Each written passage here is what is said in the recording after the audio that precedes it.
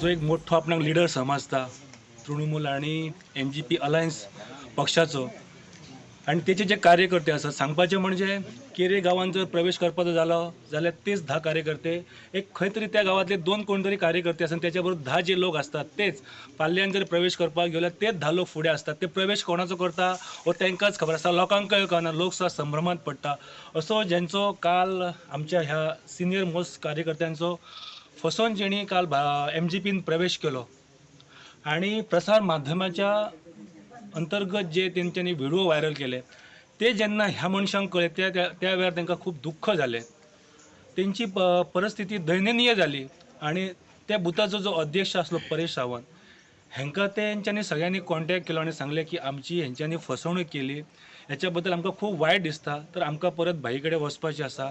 आणि ही सगळी घडामोडी जाल्या नंतर आयज जस्ट तेंची ती बाटवाटवी केल्ली अशें आमच्या भाशेन हांव म्हणटा. आणि खंय तरी तांकां दिसलें की आमचें परत शुद्धीकरण जावपाक जाय, हेच्या खातीर तेंच्यांनी एक रितसर प्रवेश केलो आणि भारतीय जनता पक्षाचे शेले घातले, जे पयलीं पासून भारतीय जनता पक्षांतच आसले आणि हेचे फुडें आसतले.